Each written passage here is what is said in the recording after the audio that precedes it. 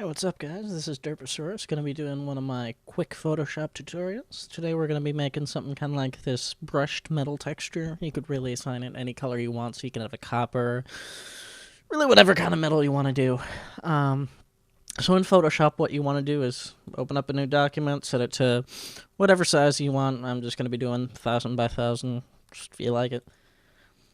And by far the easiest way to set this up is take the gradient tool, and in the preset window up on your top left, you want to just pick the copper preset. It's this one where it goes from light brown to white, dark brown back to white. And from there, take the gradient, and you want to switch to the back and forth gradient mode. Go whatever angle you might choose. I just did something like this. On top of the gradient, you want to go add filter, noise, and just add regular noise. Make sure it's monochromatic, because if you got colored, it's going to end up looking really funky. Switch the percentage down to whatever kind of grittiness you want the brush metal to have. The higher up you have it, the less of a polished look it's going to have in the end. So I found a good value for this size to be somewhere 40 to 50 range. Hit OK with that, and then you want to go throw a motion blur on top of your gradient and the noise, and from there you see whatever distance you want it to look like. Even at this point, it's looking like a good brushed metal.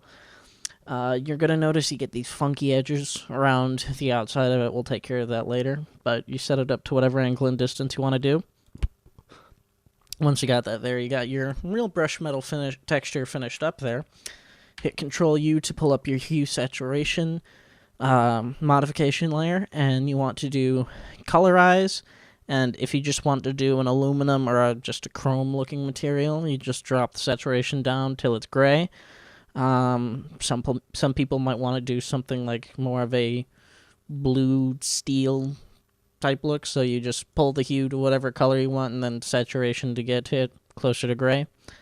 Hit OK on that, and the real nice thing that adds a good touch to this in the end is using a lighting effects, just to give it a good shaded feel to it. So you go filter, render, lighting effects, and you move until it's got a nice edge to it that makes it look like a real life texture that you'd be able to use with whatever you may need.